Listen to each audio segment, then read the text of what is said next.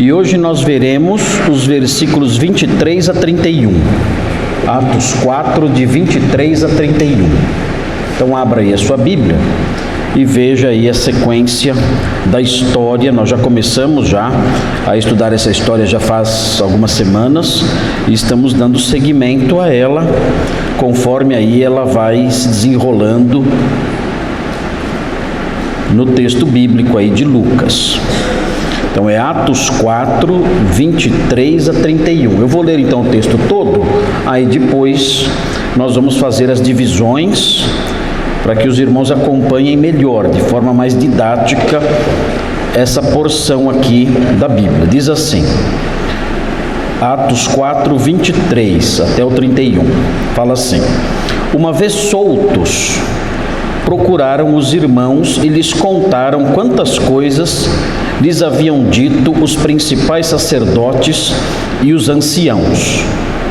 Ouvindo isto, unânimes, levantaram a voz a Deus e disseram: Tu, soberano Senhor, que fizeste o céu, a terra, o mar e tudo o que neles há, que disseste por intermédio do Espírito Santo, por boca de Davi, nosso pai, teu servo. Por que se enfureceram os gentios e os povos imaginaram coisas vãs?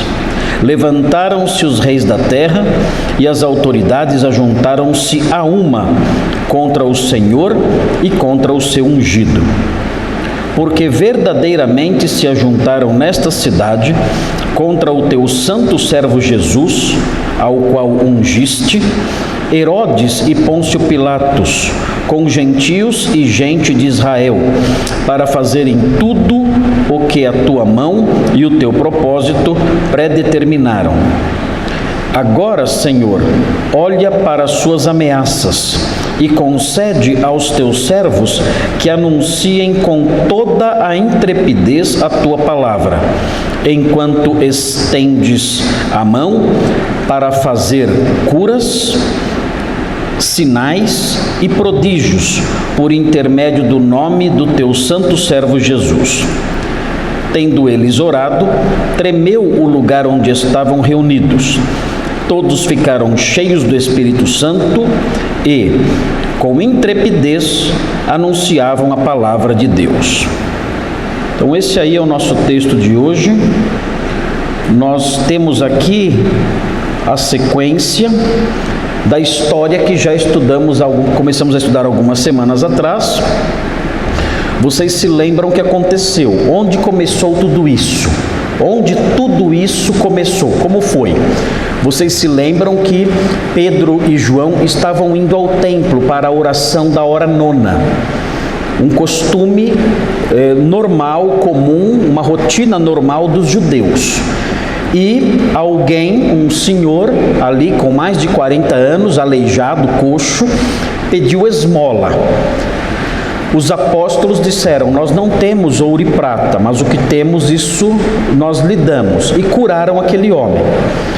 Quando essa cura aconteceu, isso deu ensejo para que Pedro e João pregassem o evangelho à multidão no pórtico de Salomão. É um espaço ali no templo, na área exterior ali do templo. Na área interior mesmo ninguém podia entrar, só os sacerdotes, no templo propriamente dito. Então era no complexo que compunha o templo. Havia lá um corredor com várias colunas. Isso é um pórtico tem várias colunas. E eles se reuniram ali, o povo se ajuntou ali por causa do milagre. Isso chamou muito a atenção das pessoas. Era um horário em que o templo estava particularmente cheio, porque era o horário da oração, era um dos horários das orações judaicas. Então o templo estava especialmente cheio de gente, ele estava sempre cheio, porque era o lugar onde ocorria a vida social de Jerusalém, era o templo. Estava sempre cheio, mas naquele horário estava mais cheio ainda. E então, eles, aproveitando que o povo estava olhando para eles e admirados, vendo aquele homem ali, saltando ali, apegado a eles, eles então aproveitaram para pregar o Evangelho. E enquanto pregavam o Evangelho, havendo aquele aglomerado de pessoas, os saduceus, os líderes de Jerusalém e a guarda do templo, os sumos sacerdotes, as autoridades todas, ficaram extremamente preocupados com aquele ajuntamento. Por quê? Porque os romanos não gostavam de ajuntamentos. Os romanos não gostavam desse tipo de evento nas cidades que eles conquistavam, porque esses eventos tinham uma conotação de revolta. Quando o povo se ajuntava e alguém começava a falar, isso tinha conotação de revolta política. E as autoridades judaicas, como eu já expliquei para os irmãos, essas autoridades, os sacerdotes, a guarda do templo, os anciãos, eles eram de um partido, o partido dos saduceus, que era favorecido politicamente e financeiramente pelos romanos. Eles eram a elite política e até financeira daqueles dias ali de Jerusalém. E eles não tinham interesse em desagradar os romanos, que os mantinham nessas posições. E, além disso, o discurso de Pedro podia ser interpretado como um discurso de revolta política, porque ele afirmava a existência de um rei vivo dos judeus. Um rei que foi morto pelos romanos e que tinha ressuscitado e que ia trazer tempos de refrigério. Isso tinha para os judeus da época uma conotação fortemente revolucionária. Não era revolucionária, mas eles imediatamente imaginaram isso com o livramento do jugo romano. Os saduceus perceberam isso e prenderam os apóstolos. Quando prenderam os apóstolos, era tarde, os apóstolos não foram ouvidos naquele dia, mas no dia seguinte foram chamados, compareceram diante do Sinédrio, um tribunal com 71 anciãos, juízes, e eles então tiveram mais uma vez a oportunidade de pregar. Então a cura do paralítico deu ensejo para que eles pregassem em 2 lugares, no Pórtico de Salomão, ao povo todo, e depois no Sinédrio, as maiores autoridades judaicas. Então foi uma cura muito produtiva em termos de testemunho. A cura do aleijado abriu as portas para eles pregarem de uma forma e em lugares que eles jamais chegariam. Então, pregaram no Pórtico de Salomão, ao povão todo lá, e pregaram também para o Sinédrio, o que seria praticamente impossível para eles se não fosse eles terem sido presos. Muito bem, o Sinédrio, diante da pregação de Pedro e das respostas de Pedro, o Sinédrio não tinha o que fazer, porque eles não tinham infringido lei nenhuma, e não podiam prendê-lo, nem fazer mal nenhum com eles. Então eles fizeram o quê? Eles ameaçaram e deram uma ordem, dizendo: olha, não falem mais sobre esse nome, não preguem e não ensinem ninguém acerca de Jesus. Os apóstolos responderam, Pedro respondeu: olha, nós não vamos ficar quietos diante do que vimos e ouvimos, nós vamos continuar falando. Agora, o que acontece? Agora, se eles pregarem, eles vão estar desrespeitando uma ordem. Agora, se eles pregarem, as autoridades podem puni-los. Antes, não podiam. Nesse momento aqui, eles não podiam punir. Eles não tinham desrespeitado ordem nenhuma. Agora, eles deram uma ordem. Eles são autoridade. E deram uma ordem. Agora, se os apóstolos pregarem, a coisa vai ficar mais feia. Eles vão dizer. E os apóstolos vão pregar. E o Sinédrio vai chamar de novo. E vai dizer: olha, nós dissemos expressamente a vocês. Vocês entenderam perfeitamente a nossa ordem e vocês não obedeceram, agora vocês serão punidos. E eles vão então ser açoitados, eles vão apanhar porque pregaram o Evangelho. Agora não, agora eles vão sair ilesos, tranquilos, sem problema nenhum, só debaixo da ameaça, só. Já é algo severo, né? Já estudamos já esse pedaço todo, os irmãos viram aí as divisões que fizemos, olhamos versículo por versículo e aprendemos isso. Agora, o que acontece? Nesse texto que nós lemos, é o texto que conta o que aconteceu depois que eles foram libertos. Quando eles foram libertos, o que eles fizeram? Aqui o texto conta. Onde eles foram?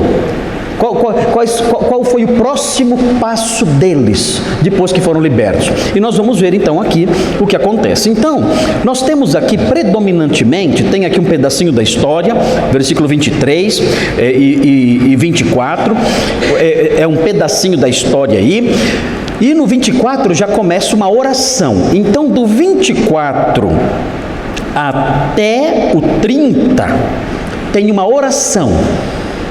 Do 24 ao 30, ou seja, o que predomina no texto que está na nossa frente aqui é uma oração da igreja primitiva. Nós temos visto pregações apostólicas, e é muito bom, porque nós queremos, como eu tenho enfatizado aqui constantemente, nós queremos reproduzir na nossa fala a pregação apostólica. Então, o que nós encontramos na pregação apostólica é o que nós tentamos pregar, eu aqui, os pastores aqui, e vocês, enquanto vocês evangelizam e falam com as pessoas que vocês sabem que precisam do evangelho, vocês vão reproduzir a pregação apostólica. É importante a pregação apostólica, aprender. Já vimos duas pregações apostólicas. Temos visto três, né? Não, acho que foram 3 pregações apostólicas, né? 3 pregações apostólicas já vimos. E agora nós vamos ver uma oração da igreja primitiva. Então é importante conhecermos essas coisas, porque nós queremos ser uma igreja bíblica. E quando Lucas vai narrando essas coisas, ele narra essas coisas como algo positivo. Ele não fica falando, olha, essa pregação foi certa, ele não fala isso, mas está implícito. Ele está expondo isso para mostrar como era, como um modelo, como algo bom. Agora ele vai narrar como foi a oração. Ele não vai dizer no final, olha, essa oração realmente foi muito boa, que oração legal, nota 10, viu? Ele não vai fazer isso. Mas o fato dele narrar a oração e a resposta que Deus dá, tudo mais, isso mostra o quê? Que essa oração era uma oração realmente correta, boa. E é importante isso, porque as pessoas, não sei, hoje em dia elas não sabem orar. Há orações hoje em dia que eu não sei nem se eu falo amém. Eu não sei se eu falo amém. Eu ouço, mas eu não vou falar amém para isso aí não. Não tem nada a ver essa oração. Há coisas estranhas hoje em dia. Pessoas dizendo coisas nas orações que nós vemos, é pura falta de entendimento. Falta de entendimento. Nessa oração aqui, os irmãos vão descobrir que essa igreja aqui conhecia muito a Bíblia, decora. E conhecendo a Bíblia e a teologia que procede da Bíblia, fazia orações corretas. Agora, se a oração é algo que dá na telha, aí eu falo qualquer bobagem. É terrível, por quê? Porque eu vou acabar ensinando as pessoas. A oração tem um aspecto didático. Quando eu oro, eu ensino. Quando alguém sobe aqui, ou vem aqui à frente e faz uma oração, essa oração também é um veículo de aprendizado para os irmãos. Se alguém ora dizendo bobagens, as crianças que estão aqui vão estar aprendendo isso. Os jovens vão aprender, não sabia que era assim, e assim a coisa caminha. Então, há coisas hoje em dia nas orações que nós não sabemos de onde a pessoa tirou. Por quê? A falta de conhecimento doutrinário, teológico, reflete na oração da pessoa. E aí ela diz sandices, coisas que ela ouviu aí de algum falso mestre, de algum maluco qualquer aí, ela diz isso e vai se espalhando. Ela nem pregou, ela não é pregadora, ela só orou em público. Mas na oração dela em público, ela acabou dizendo essas bobagens todas. Eu lembro uma vez, estava lembrando essa semana com a minha esposa, de um senhor que eu fui visitar no Rio de Janeiro e ele foi orar na hora da gente ir embora. Ele foi fazer oração e começou a orar. Senhor, abençoa a viagem do seu servo, para que tudo corra bem, para que tudo ande corretamente. E foi orando assim. Eu até ali tudo bem, né? Amémzão aí, né? Amémzão, protege mesmo aí e tal, né?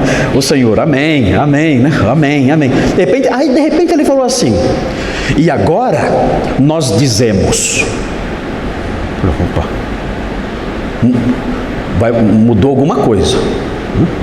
Ele orando, aí ele falou de repente assim: e agora nós dizemos.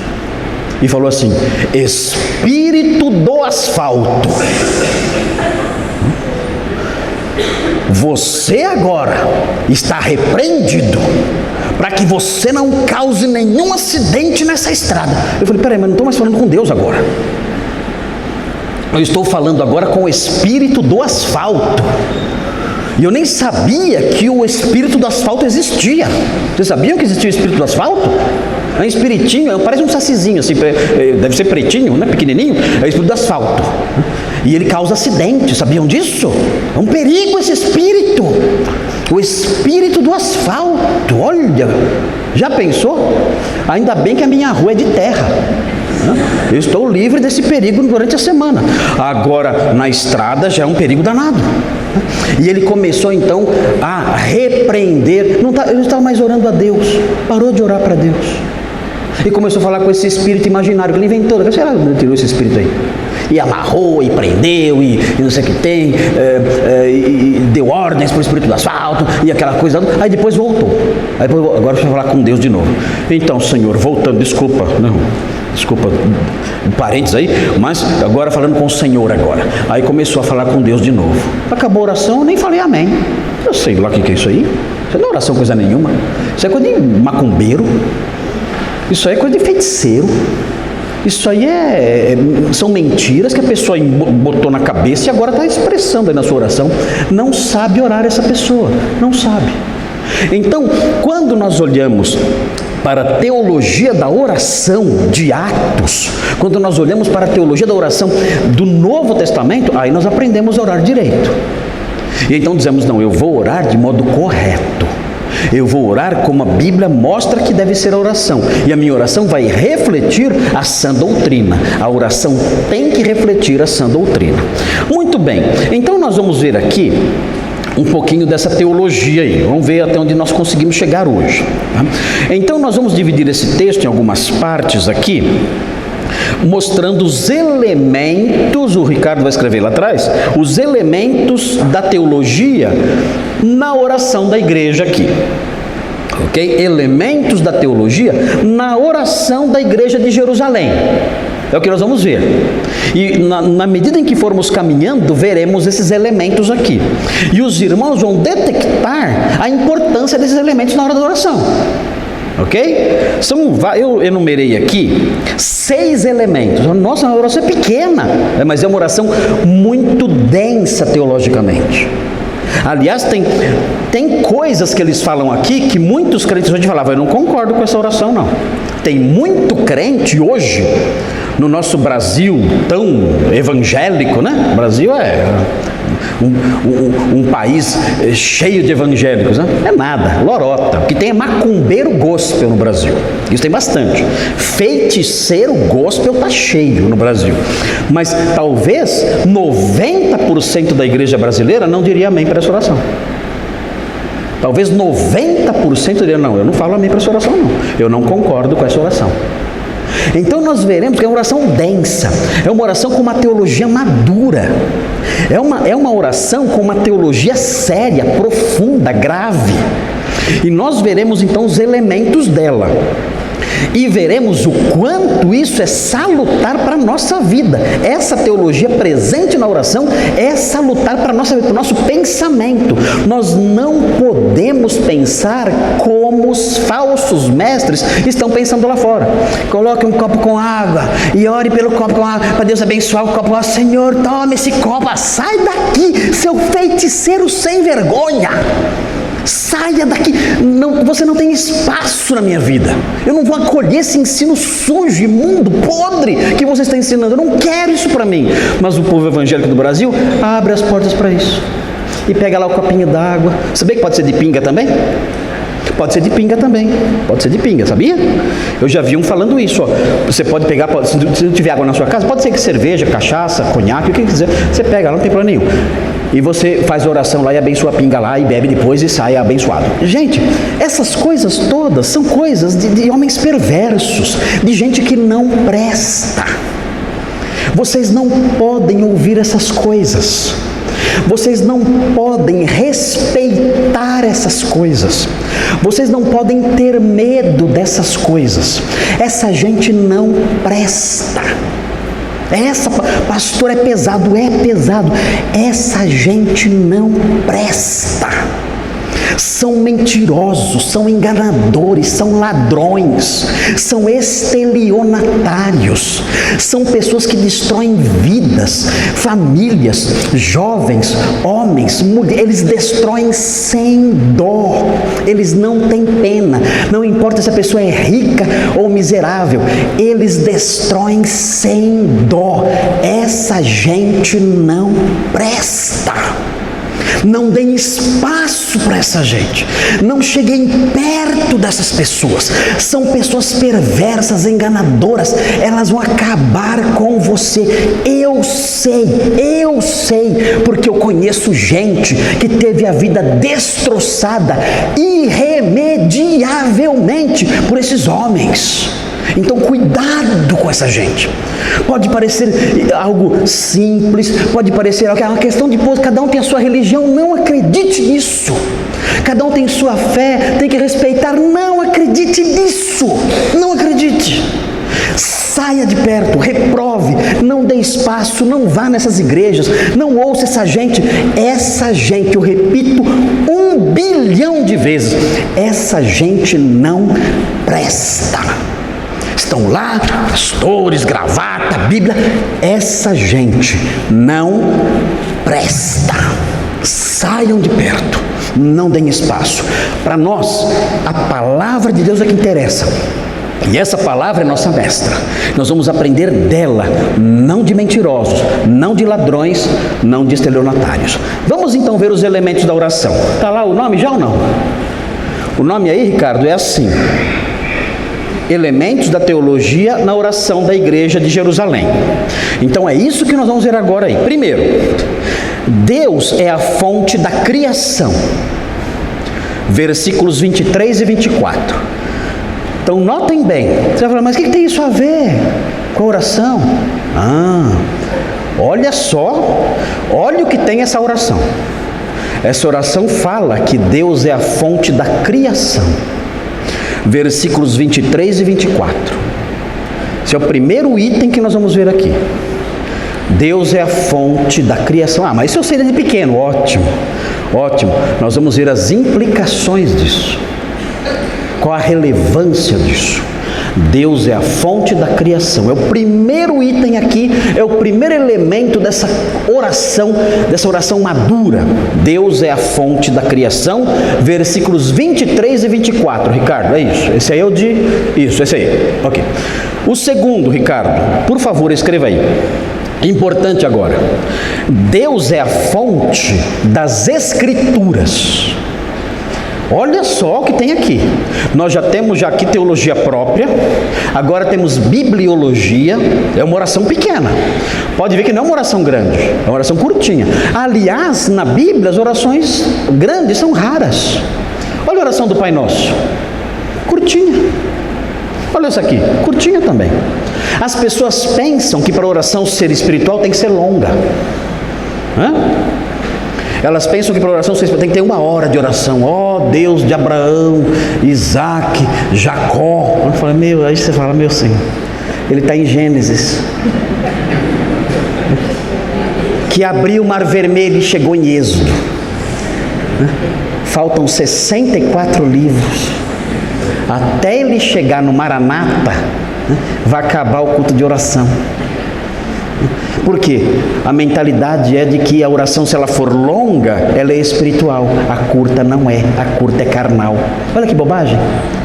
Quanta bobagem. Essa oração é uma oração curta, mas ela tem uma densidade fantástica. Veja aí na sequência. Então, Ricardo colocou aí, veja aí, Deus é a fonte das Escrituras, versículos 25 e 26. Você vai olhando aí na sua Bíblia, você vê se bate. Se fala isso mesmo, que eu não posso colocar uma coisa aqui que não esteja na Bíblia. Então, eu vou falando os títulos, vocês falam, será que esse texto fala sobre isso mesmo? Então vai estar aí, você dá uma conferida. Deus é a fonte das Escrituras, versículos 25 e 26. 3, número 3. Esse aqui é bom, viu? Esse eu gosto. 3. Deus é a fonte da história. Aqui Aqui, não, mas eu pego a caneta da mão de Deus e eu escrevo a minha história. Vai lá pegar a caneta que você quer para você ver o que acontece. As pessoas pensam isso. Eu faço o meu futuro. Ah, tá bom, ok. Que povo ignorante nós temos na nossa geração. Que povo estúpido, ignorante, que não sabe nada sobre a palavra de Deus na nossa geração. Que pena. Não vão à igreja. Quando vão em igrejas mentirosas, procurando prosperidade e não aprendizado. Vão a igrejas mentirosas, não com o fim de buscar a Deus, mas com o fim de buscar bens materiais e vantagens pessoais. Vão para isso. Não vão para aprender a palavra de Deus, não vão para servi-lo, amá-lo e honrá-lo, não. Vão para tentar obter alguma vantagem particular, ou dinheiro, ou saúde, ou alguma coisa assim. Então é um povo ignorante, um povo que não tem conhecimento da palavra de Deus e nem no seu dia a dia se preocupa em conhecer a sua palavra. Nem um pouquinho. Os filhos crescem largados, vão à igreja uma vez por mês, se é que vão. Em casa não aprendem nada, só televisão, WhatsApp, Facebook o dia inteiro, Netflix o dia todo, não aprendem nada. Crianças, filhas de crentes com boca suja, sabiam disso? Crianças, filhas de crentes com a boca suja, a boca é uma fossa, fala palavrão, não aprendem nada. E de vez em quando vai na igreja para aprender o quê? Nada também, porque não tem ensino nenhum ali. É muito triste a situação, muito triste. Então, essa oração aqui, na cabeça de muitos evangélicos, isso aqui não entra não. Olha aí, Deus é a fonte da história, versículos 27 e 28. Você não pode escrever a sua história. Deus é a fonte da história, não você. Número 4, Deus é a fonte da intrepidez. Deus é a fonte da intrepidez. Isso no versículo 29. Deus é a fonte da intrepidez. Vai lá, Ricardo. Versículo 29. Está acompanhando aí? Aí nos versículos tem aí tudo aí certinho. Vocês vão olhando aí, a gente vai chegar em cada um deles. 5. Deus é a fonte dos feitos milagrosos. A oração mostra isso. Deus é a fonte dos feitos milagrosos, versículo 30. Olha aí no versículo 30, aí está aí. Deus é a fonte dos feitos milagrosos.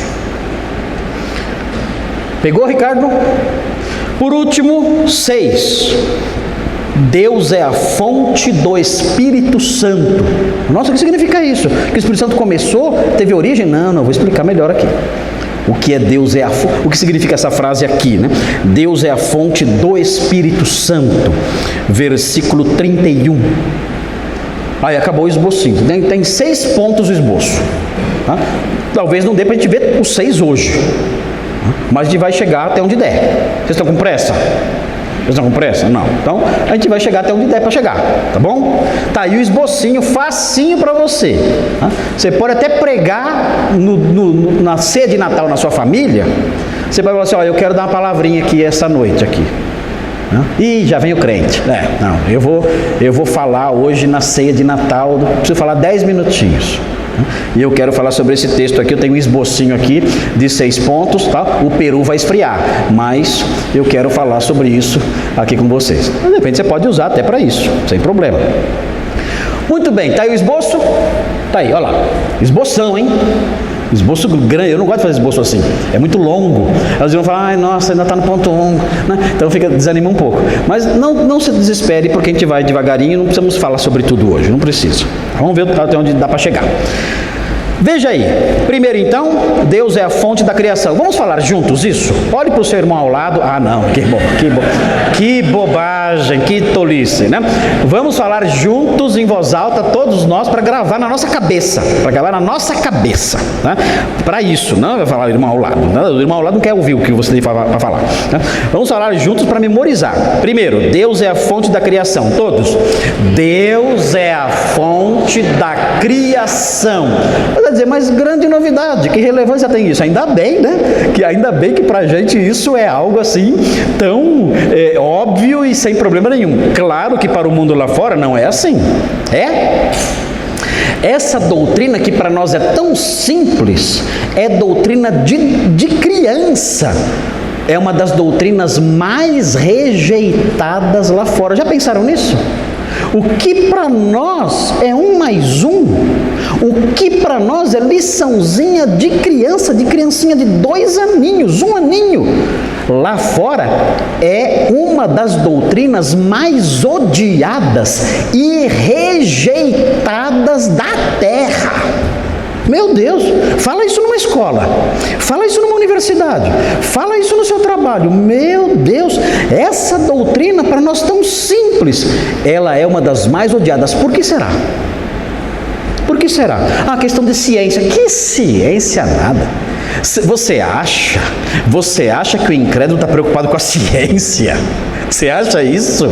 Você acha que os incrédulos ficam comprando livro de ciências, estudando livro de ciências? Vocês acham isso? Ciência, não, a ciência, que ciência? E quem falou que a ciência provou qualquer coisa? Tudo lorota, tudo bobagens. O incrédulo não está nem aí com a ciência, o incrédulo quer farra.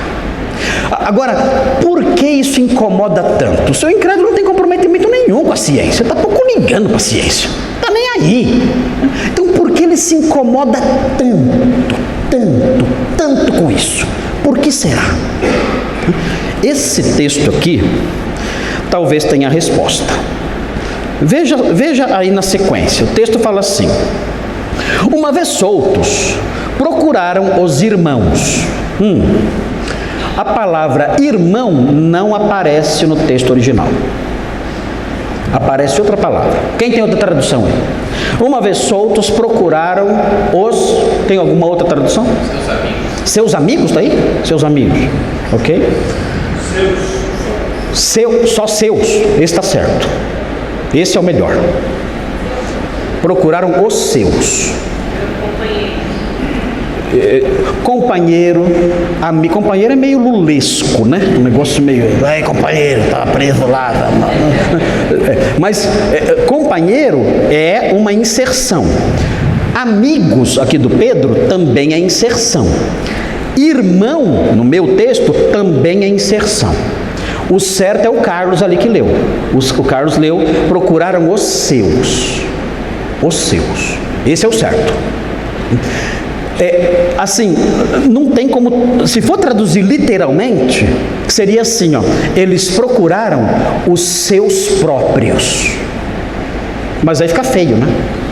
Eu procurei os meus próprios. Fica faltando alguma coisa, né? Mas a ideia presente aqui é que eles procuraram gente, pessoas que eram próprias deles. Pessoas que eram próprias deles. Eles procuraram o seu povo. Eles procuraram aqueles que pertenciam a eles. Que a palavra que aparece aqui é a palavra idios. Idios. Idios. Essa palavra idios, no português, ela não tem correspondente. Tem uma palavra em português que talvez alguns irmãos não tenham ouvido nunca, que está ligada a essa palavra, que é a palavra idiosincrasia. Alguém sabe o que é isso? Uma idiosincrasia. Sabe o que é uma idiosincrasia? Alguém sabe o que é isso? Ninguém. E eu não culpo os irmãos, porque essa palavra é uma palavra que ninguém usa. Ela vem dessa palavrinha aqui, idios. Idiosincrasia, eu aprendi essa palavra com um professor meu de apologética, na época do seminário. Ele escrevia na lousa, e uma das letras que ele escrevia tinha um tracinho característico.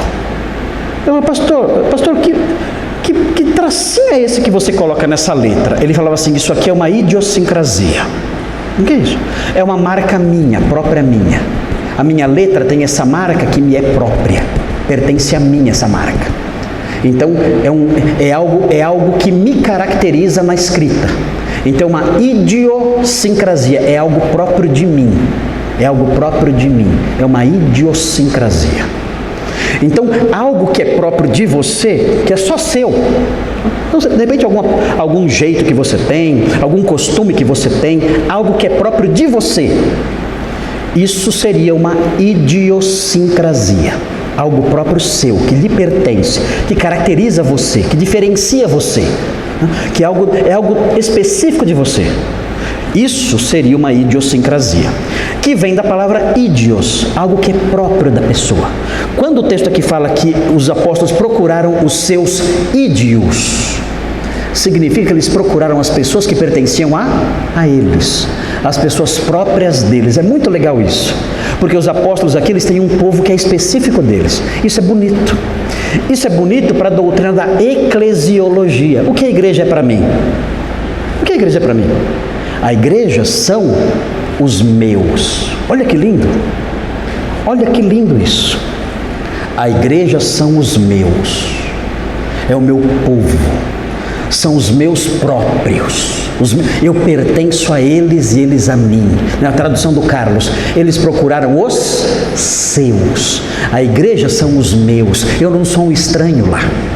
E nem eles são estranhos para mim.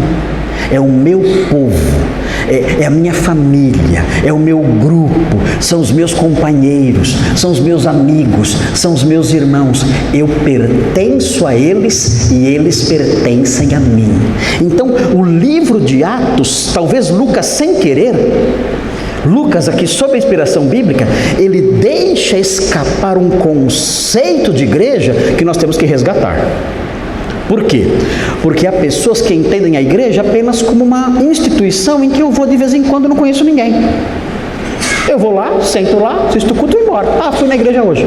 Isso aí, queridos, qualquer incrédulo faz. Você sentar no auditório, ouvir uma aula, um sermão e ir embora, isso aí, qualquer um faz. O conceito de igreja presente aqui é mais profundo. Pedro e João, eles procuram os seus, o seu povo, o povo ao qual eles pertencem. Eles faziam parte de um grupo. Esse grupo é o meu grupo, ou como diziam antigamente os jovens, né? É a minha tribo. Essa é a minha tribo. Eu pertenço a eles e eles pertencem a mim. Quando eles saíram da prisão, a primeira coisa que eles fizeram foi isso: procurar os seus, o seu grupo. Então é muito rico isso aqui para nós. E vejam então a sequência aí. Veja então, uma vez soltos, procuraram os seus e lhes contaram quantas coisas lhes haviam dito os principais sacerdotes e os anciãos. Essas coisas que foram ditas, nós já aprendemos. O texto anterior narra o que foi dito. Agora, versículo 24. Ouvindo isto, unânimes, levantaram a voz e disseram. Agora vem 2 pontos. Vai começar a oração. Mas é importante 2 coisinhas aqui. Por que eles estavam reunidos? O texto não fala. Eles estavam reunidos. Onde? Também não fala. Mas por que vocês acham que eles estavam reunidos? Lucas não diz. Alguém imagina por quê? Bom, eles se reuniam todo dia. Agora, por que eles estavam reunidos, talvez, em especial naquele dia? Alguém tem alguma ideia, imaginação?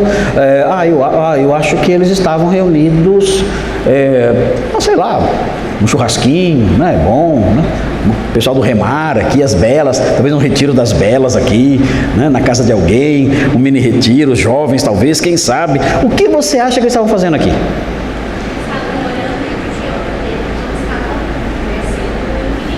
A Simone está dizendo assim: eles estavam orando, porque sabiam que 2 apóstolos estavam presos. e sendo inquiridos. O texto não fala o que é, mas isso faz sentido. Eu acho que muitos de vocês imaginaram isso mesmo. Por quê? Porque na história do livro de Atos, você vai lendo a história, quando você chega no capítulo 12, você vê Pedro e Tiago sendo presos. Pedro de novo preso.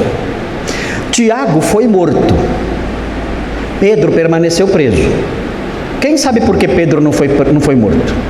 Quem sabe por quê? Por quê? Por quê? Por que Pedro não foi morto naquela ocasião em Atos 12? Por quê? Ninguém sabe. Tiago foi. Tiago mataram. Herodes matou. Pedro não matou. Por que Herodes não matou Pedro, matou Tiago? Porque Jesus falou assim para Pedro: quando você for velho,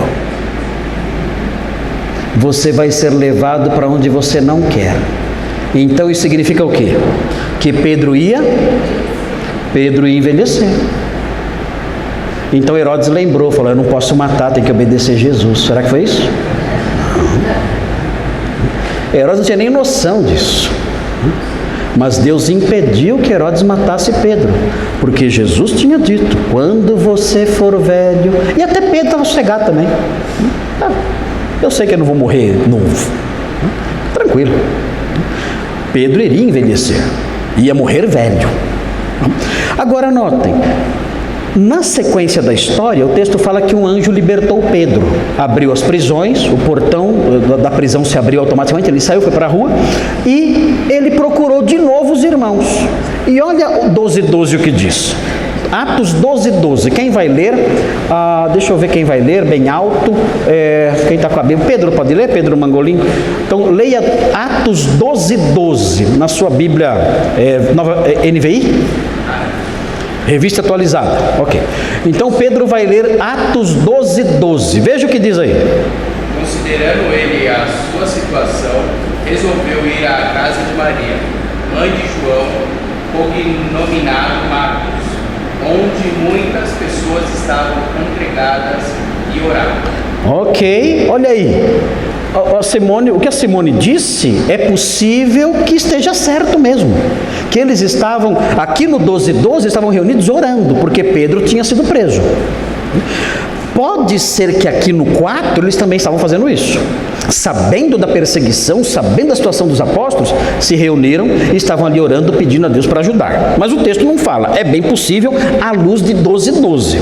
Agora vejam a sequência aí, o texto diz assim: ouvindo isso, unânimes levantaram a voz a Deus e disseram. Como é que eles fizeram isso? A oração, será que estava escrita num papel? O texto fala, eles unânimes levantaram a voz e disseram. Como é que faz para orar desse jeito? Parece oração nessas igrejas pentecostais, né? Todo mundo orando ao mesmo tempo. Será que foi isso que aconteceu? Todo mundo orando ao mesmo tempo? Será que é isso que está dizendo aqui? Eles levantaram a voz unânimes e disseram. E aí vem a oração toda. Como eles fizeram isso? Como é que eles fizeram isso? Todos juntos? Era uma oração decorada, será? Será que tinham decorado essa oração? E falaram juntos? Ou será que leram juntos a oração? Não. Bom, nada disso aconteceu. Nada disso aconteceu. Não tem como isso acontecer. Não tem como você, todo mundo junto, dizer tudo junto, isso aqui que eles vão dizer até o versículo 30. Não tem como. Todo mundo junto falando a mesma coisa, não tem. Então o que significa aqui unânimes? É simples, unânime. Até em português dá para entender. Até em português dá para entender. O que é uno? Um. O que é ânimo? O que é ânimo? Disposição. O que é unânime? Uma só disposição. Eles todos, numa só disposição, num só ânimo, com um só propósito, todos unidos de mente, isso que é unânime, todos todos unidos de mente, de alma, de coração, juntos então, eles oraram, juntos ali, certamente alguém dirigiu essa oração, ou então várias pessoas oraram, e Lucas pegou elementos do que foi pedido ali, colocou aqui, e isso talvez tenha acontecido, ele pegou elementos das orações que foram feitas, e ele juntou tudo mostrando, olha como eles oraram aqui, pode ser isso, mas unânime não significa que eles estavam falando juntos ao mesmo tempo, unânime significa o ânimo junto, um só ânimo, todos ali com um só coração, orando e falando com Deus. Isso é importante, é mais um conceito de igreja aqui presente. Quando alguém está orando, tem gente que está viajando. Alguém está lá orando e alguém está pensando, amanhã vence o aluguel,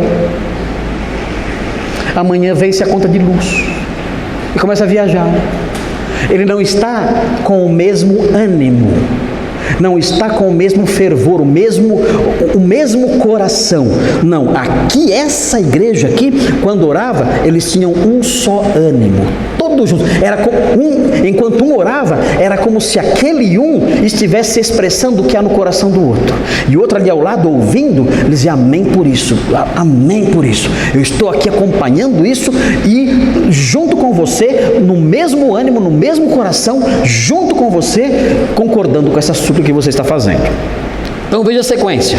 A sequência diz assim: eles unânimes levantaram a voz a Deus e disseram. Agora vem a oração. Olha aí a oração, a parte que fala que Deus é a fonte da criação. Fala assim: Tu, soberano Senhor.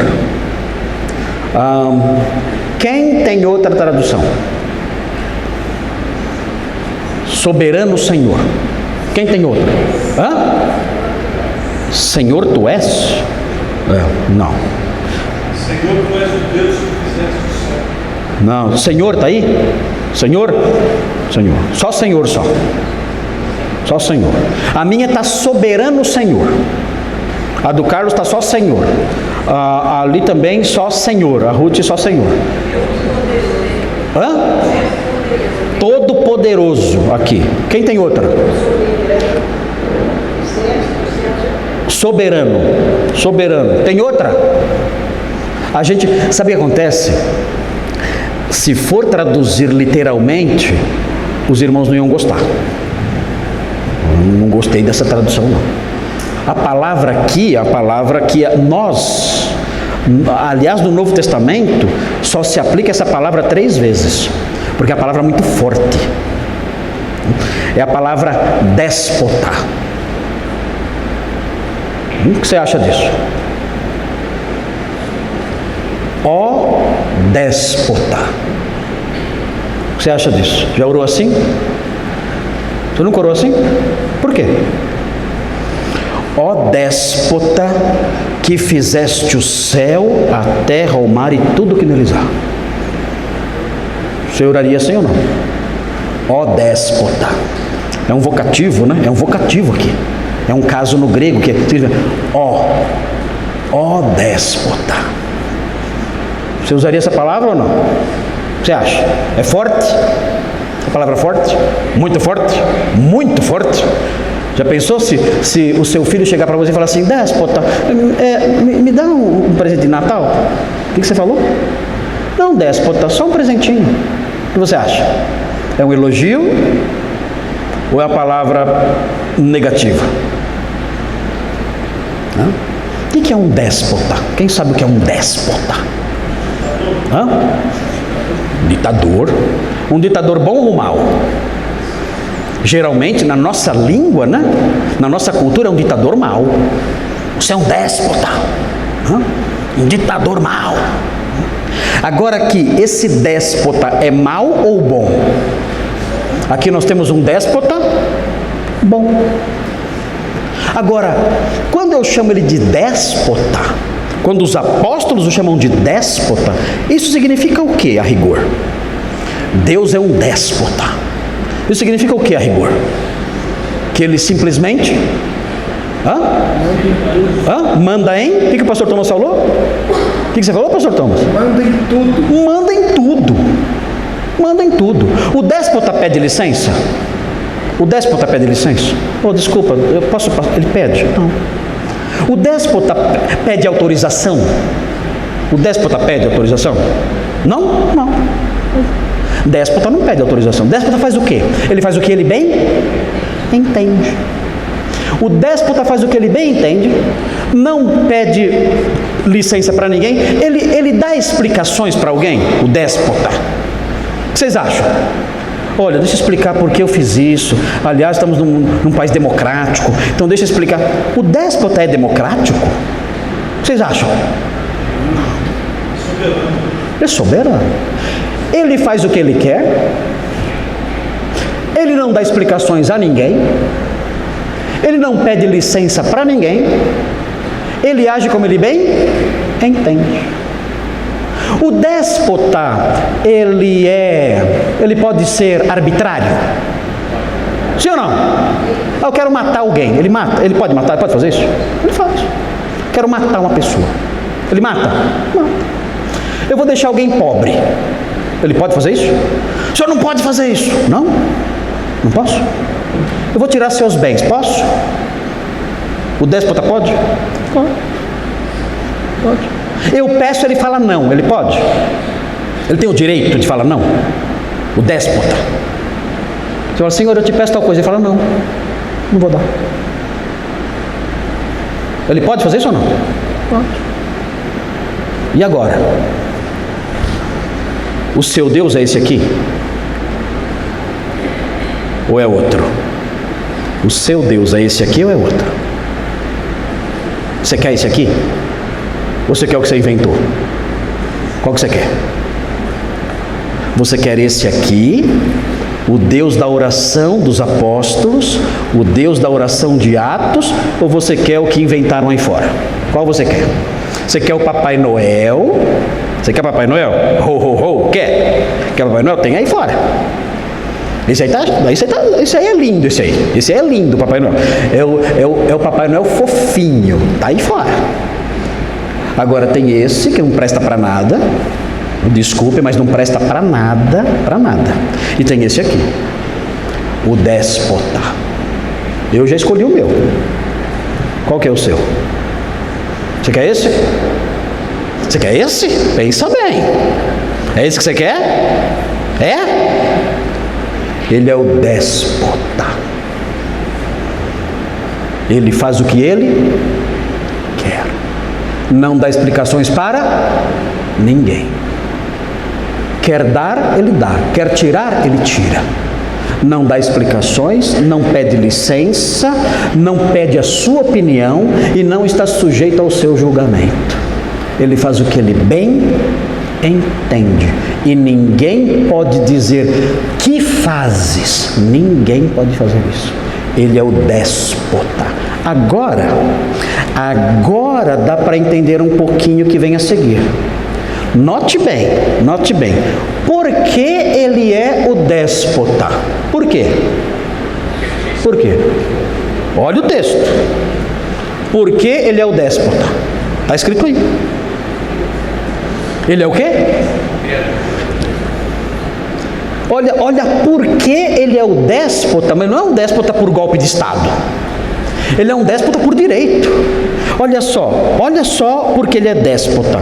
Porque ele fez o céu, a terra, o mar e tudo que neles há. Sobrou alguma coisa?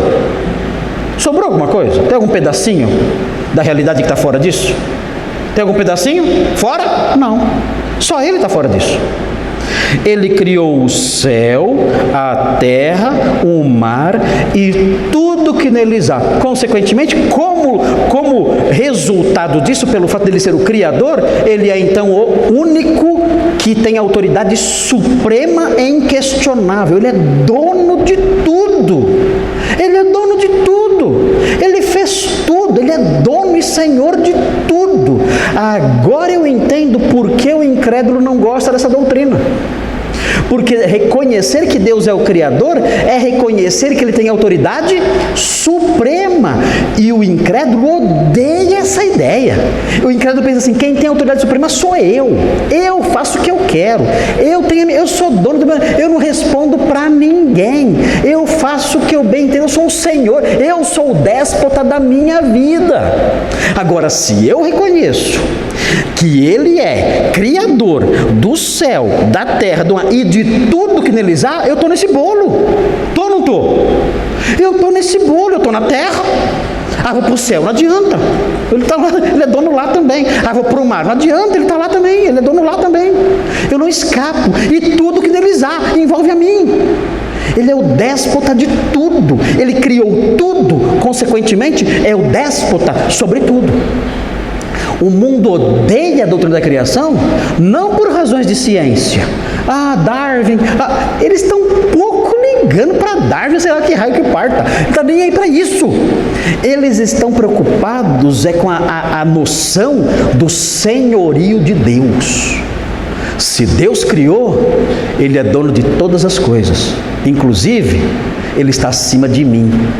Ele é autoridade sobre mim, e eu não aceito isso de forma nenhuma. Agora, notem bem, por que, presta atenção nisso agora, por que a oração começou desse jeito? Por quê? O que vocês acham? Por que a oração começou assim? Afirmando que Deus é o Criador e, consequentemente, o déspota. Por quê?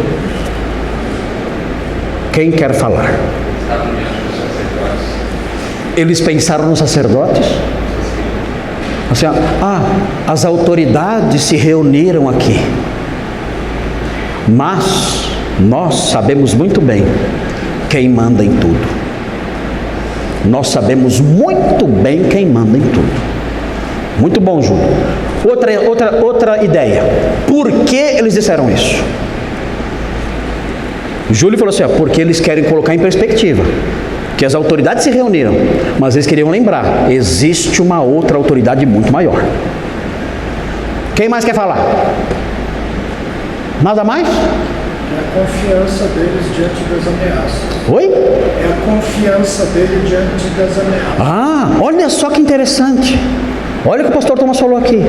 Quando eu lembro que Deus é o Criador do céu, da terra, do mar e de tudo que neles há, a minha confiança cresce, diminui ou fica no mesmo nível? Cresce. Porque qual é o tamanho do poder dele? Infinito. Alguém aqui já conseguiu construir uma folhinha de hortelã? Já conseguiu construir já conseguiu construir uma folhinha de grama? Já conseguiu fazer uma folhinha de grama? Não pode ser de plástico, tem que ser grama mesmo. Já conseguiram fazer isso? Alguém já conseguiu construir uma gotinha d'água? Alguém já conseguiu construir um grãozinho de areia? Já conseguiu construir? Nós não conseguimos construir. Não conseguimos. Mas Ele é o Criador de tudo, seu poder é infindável. Quando aquela igreja disse isso, a fé daqueles irmãos aumentou. Eles disseram: olha, as autoridades se levantaram, mas nós sabemos quem está no trono e quem manda em tudo. Eles mandam em Jerusalém, coitadinhos. O nosso Senhor é o déspota de todo o universo. Ele manda nos céus, na terra e no mar. Não existe nada fora do seu controle. Ele é o Senhor soberano. Esses homenzinhos aí, esses velhotes aí metidos à autoridade, essas pessoas não são nada perto dele. Ele é a grande autoridade. Mais, Ele é poderosíssimo. Ele é o Criador. Nós estamos servindo um Deus que fez o céu, a terra e o mar. Nós não precisamos ter medo. Nós podemos prosseguir. Então, a doutrina da criação gera obediência e gera fé. Duas coisas que nós precisamos. Quando eu lembro que Deus é o Criador, isso gera obediência, porque Ele é o déspota que criou tudo. Isso gera fé. Eu sei que Ele tem poder indizível para fazer aquilo que eu vou pedir. E eles vão pedir alguma coisa. O que eles vão pedir? Vocês vão ver o que eles vão pedir. Vocês vão ver o que eles vão pedir. É surpreendente o que eles pedem aqui. Reações. Quem quer falar? Pastor, não concordo com esse déspota não. Quem quer falar? Levanta a mão, pode falar. Quem quer falar? Reações. Ninguém? Vocês estão com o espírito do Natal meio, né? Meio de Papai Noel, meio depois da ceia, né? Papai Noel depois da ceia. Vocês estão preocupados com o espírito do asfalto, né? Porque vão viajar e estão assustados. Carlos Ricardo. Essa oração tem relação também com a ordem que o Sinédrio tinha dado para eles? Essa oração tem relação com a ordem. Porque o Sinédrio falou o quê? Não falem. Essa oração vai tocar nesse ponto. Senhor, abre a boca deles, dos seus servos. Vai ser o contrário. O Sinédrio fala assim: vocês fechem a boca. A oração fala: Senhor, abra a boca deles. Então tem tudo a ver com a ordem do Sinédrio. Está tudo ligado. É uma história só. Mais reações. Luiz Bosch. Pastor, essa oração não era usada no Velho Testamento? Essa oração tem citações do Velho Testamento. Eles vão citar o Velho Testamento. O que mostra o quê? Que eles conheciam a Bíblia. Por que a gente ora errado? Porque aprende na televisão. Aí fala bobagem. A oração, ela tem que ser reflexo do conhecimento bíblico. Aqui é isso. É o próximo ponto. No próximo ponto, a gente vê o quanto eles conheciam a Bíblia. Então, quando você ler a Bíblia, faça uma oração que reflita aquilo que você leu.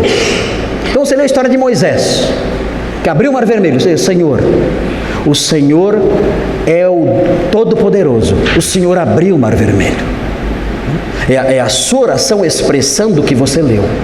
O Senhor abriu o Mar Vermelho e as águas se fecharam sobre Faraó e o Senhor livrou o seu povo. Gente, que oração!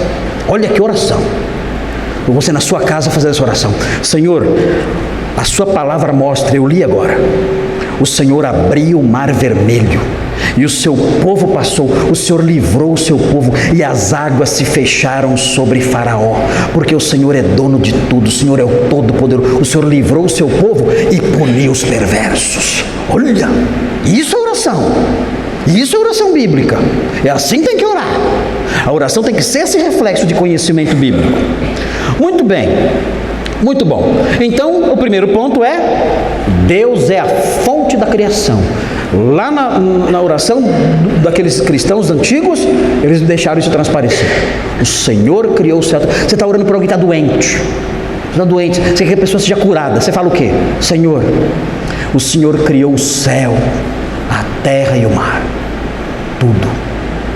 O Senhor pode curar essa pessoa. O Senhor criou o céu, a terra e o mar com uma palavra. O Senhor disse: haja e ouve. O Senhor não fez esforço nenhum. O Senhor não suou para fazer isso. Não.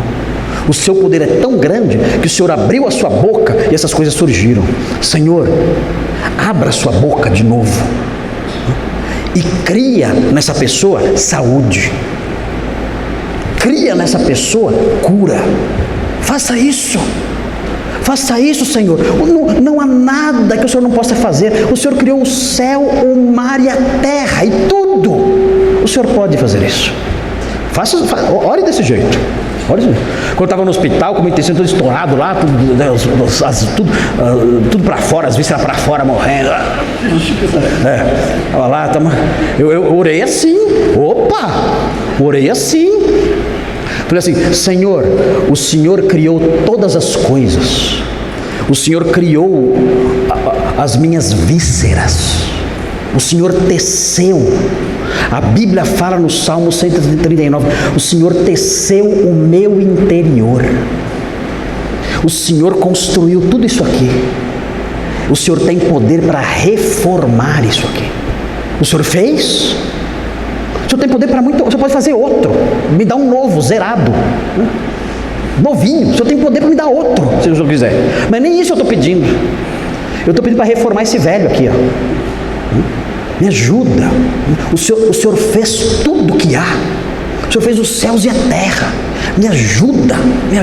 E Ele me ouviu. Ele é déspota, ele pode falar assim, não vou dar não.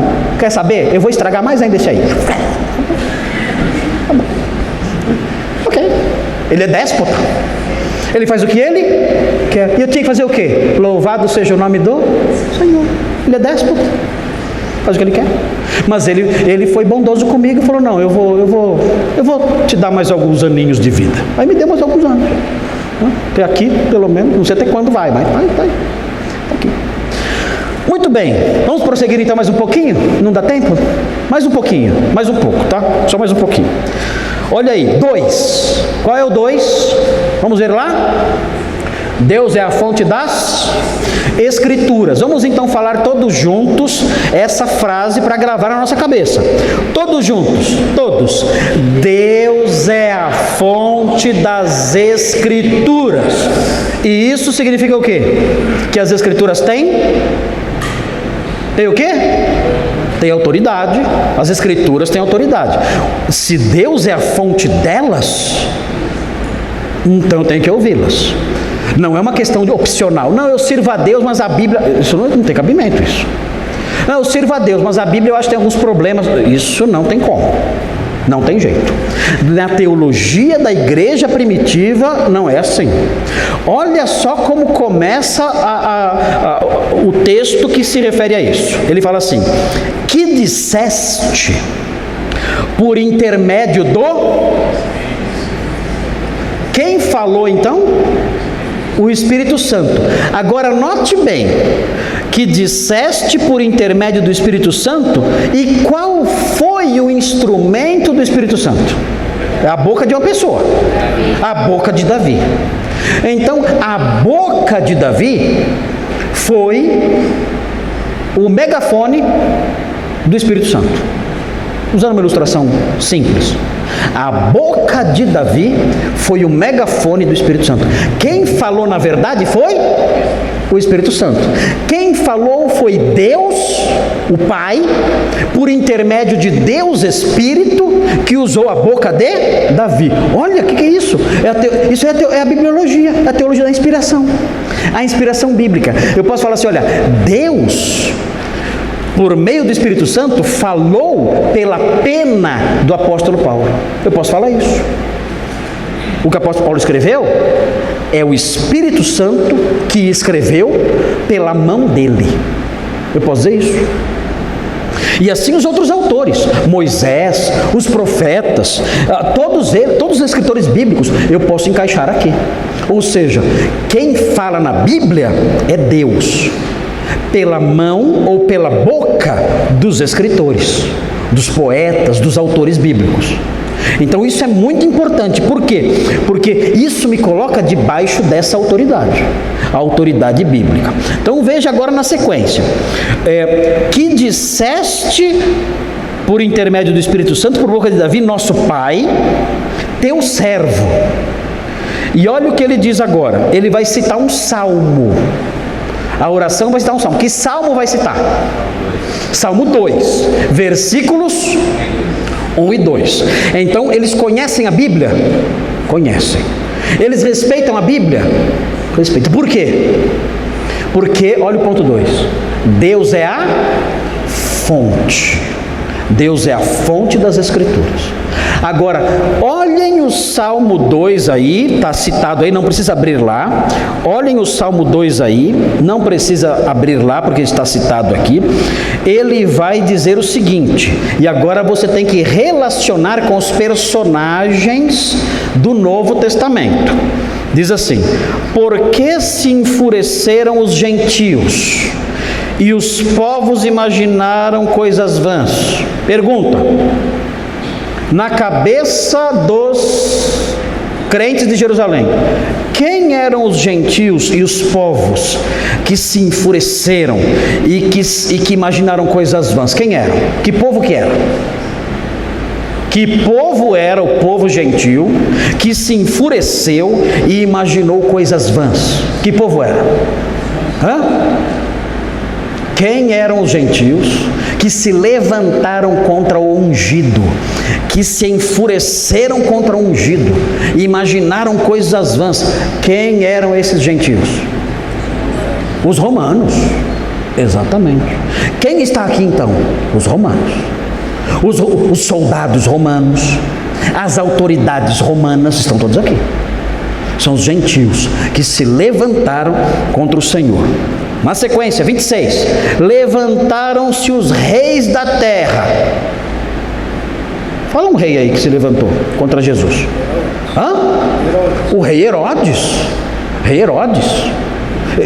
Aqui as pessoas que estão orando, eles estão lembrando deles.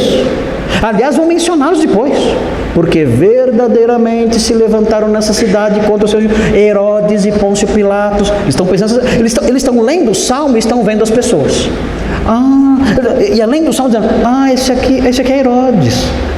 Danado, está aqui. Olha só, miserável. Olha, já estava falando deles lá atrás. Esses reis da terra, eu sempre li esse versículo, agora eu sei quem é esse rei da terra. É Herodes. As demais autoridades, olha aqui, e as autoridades, olha o Pôncio Pilatos aqui, reis, governadores, autoridades, todos juntos, ajuntaram-se, todos unidos, contra quem? Contra quem? Contra o Senhor, e quem mais? E quem é ungido? Quem é ungido aqui? Quem? Jesus. Eles se levantaram contra o Senhor em primeiro lugar e contra o seu Cristo. Eles disseram, agora nós estamos vendo, nós reconhecemos agora o cumprimento desse salmo. Esse salmo se cumpriu. Eles citaram o salmo até o versículo 2 só até o versículo 2. Pararam. Por que eles pararam? Porque eles só foram até onde o salmo se cumpriu. Você já viu o resto do salmo? Já viu o resto? Nem queira ver. Nem queira ver. Se essa parte se cumpriu, será que o resto vai se cumprir? Vocês acham? Se o Salmo 2 se cumpriu nos versículos 1 e 2, será que o resto vai se cumprir? Vocês acham? Sim ou não?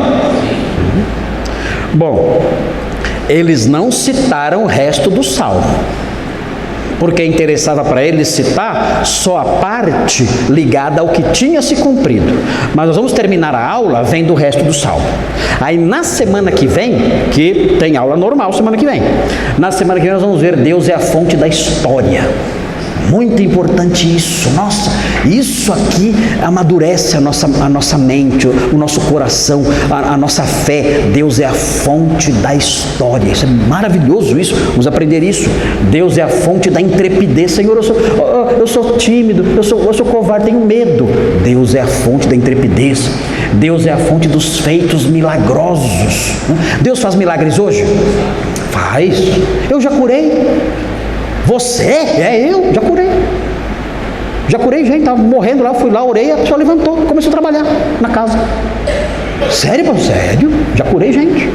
Já curei. Eu não, né? Deus, e não foi um só não. Não foi um só não, curei vários já. Já matei um monte também. Já orei, já morreu na hora. Orei, Senhor, cura. Morreu. Então, se você me chamar para orar por você, pensa bem, porque eu nunca sei o que vai acontecer. Pode ser que você seja curado, pode ser que você morra, não sei. Mas uma coisa eu sei, fui eu que curei. Essas pessoas que eu orei curaram. Eu orei, Deus ouviu e atendeu e curou. Curou mesmo. Isso aí fui eu? Gente, olha para mim, olha para mim. Vocês acham? Vocês acham que eu tenho algum poder para fazer qualquer coisa? Olha para mim, velho, todo estourado, arrebentado, partido aqui no meio. Vocês não viram minha barriga? Eu tenho tanta vergonha que eu não fico em casa sem camisa, de vergonha. Tudo estourado. Com vergonha. Tem poder em mim? Em mim? Gente, ai de mim. Quem é a fonte de todo poder, que faz milagres? Deus é a fonte de feitos milagrosos. E Deus é a fonte do Espírito Santo, conforme nós vamos explicar daqui a pouquinho. Mas vamos terminar a aula vendo o Salmo 2, porque eu me animo com o Salmo 2, porque ele já se cumpriu um pedaço, e eu gosto do resto, eu acho legal o resto, que eu fico torcendo, cumpre logo o resto. Então vamos lá, Salmo 2, vamos ver. É um salmo muito lindo, o Salmo 2. Veja o que diz aí. Veja o que diz aí. Fala assim. Vou ler um pedacinho dele. Que fala assim: por que se enfurecem os gentios e os povos imaginam coisas vãs? Os reis da terra se levantam e os príncipes conspiram contra o Senhor e contra o seu ungido, dizendo: rompamos os seus laços e sacudamos de nós as suas algemas. Isso já se cumpriu ou não? Já se cumpriu isso? Já. Lá em Jerusalém já se cumpriu. Vamos ver a sequência. Ri-se aquele que habita nos céus. Olha o que aconteceu. Deus olhou para eles se reunindo e se levantando contra o ungido. O que ele fez? Ele riu, zombou. Vocês não têm noção de quem manda aqui. Vocês não têm noção de quem é o déspota. Ele riu deles. Isso aqui é sarcástico, isso aqui. É Deus rindo, achando eles ridículos. Vocês são ridículos. Ridículos. Eu zombo de vocês. Ele prossegue: ri-se aquele que habita nos céus, o Senhor zomba deles. Na sua ira, a seu tempo, lhes há de falar, e no seu furor os confundirá. Eu, porém, constituí o meu rei sobre o meu monte Sião. Isso já se cumpriu? Já? O pessoal vai em Jerusalém agora. O rei está lá em Sião ou não está? Não está não. Ah, se cumpriu espiritualmente. O quê? Os versículos 1 e 2 são simbólicos? Os versículos 1 e 2 têm sentido espiritual? Não. Esse salmo aqui não tem sentido espiritual. Esse salmo aqui se cumpre na história. O 1 e 2 se cumpriram na história. O 4, o 5, o 6, tudo isso vai se cumprir na história. Veja: eu, porém, constituí o meu rei sobre o meu santo monte Sião. Isso vai se cumprir. Proclamarei o decreto do Senhor. Ele me disse: tu és o meu filho, eu hoje te gerei, pede-me, e eu te darei as nações por herança, e as extremidades da terra por tua possessão. Com vara de ferro as regerás, e as despedaçarás como um vaso de oleiro. Isso já aconteceu? Não. Isso vai acontecer. Ele vai reinar em Sião e vai governar as nações com cetro de ferro. Olha isso! É um déspota mundial governando as nações de Jerusalém. Isso vai acontecer, é a nossa esperança. Nossa esperança não é o Bolsonaro. Não é que Bolsonaro. Não. Que é isso? Nossa esperança não está aqui não. A nossa esperança é nesse rei, quando ele estiver em Sião, sentado no trono em Sião, governando as nações com cetro de ferro. Aí está a nossa esperança. O resto é algo passageiro, algo temporário e enganoso. Veja o 10. Agora, pois, ó reis, é um aviso para hoje. Agora, pois, ó reis, sede prudentes. Deixai-vos advertir, juízes da terra. Servi ao Senhor com temor, e alegrai-vos nele com tremor. Beijai o filho, para que se não irrite e não pereçais no caminho, porque dentro em pouco se lhe inflamará a ira. Bem-aventurados todos os que nele se refugiam. Olha aqui. Existe o que já se cumpriu existe o que vai se cumprir e existe um alerta. Beijem o filho agora. Agora. Porque esse aqui, que se cumpriu, esse ungido, que cumpriu esse salmo nos versículos 1 e 2, esse ungido vai cumprir o restante do salmo. Ele vai se levantar e vai punir os maus, e vai reger as nações, e vai esmagar os maus.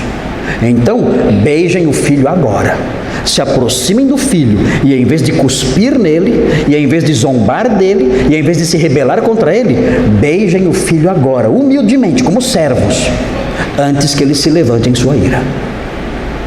Então, esse salmo aqui é poderento. Esse é poderento. Porque ele mostra, ó, um pedaço já se cumpriu. O resto vai se cumprir. Agora é o momento, antes que o restante do salmo se cumpra, agora é o momento de se aproximar do filho e beijá-lo. Como um servo, como um escravo, beijar a mão dele, beijar o rosto dele. Eu sou seu servo. Eu sei o que aconteceu lá atrás. Eu sei que os versículos 1 e 2 já aconteceram. Eu sei que o resto vai acontecer. Eu quero ser seu servo agora. É assim que é a resposta a esse salmo.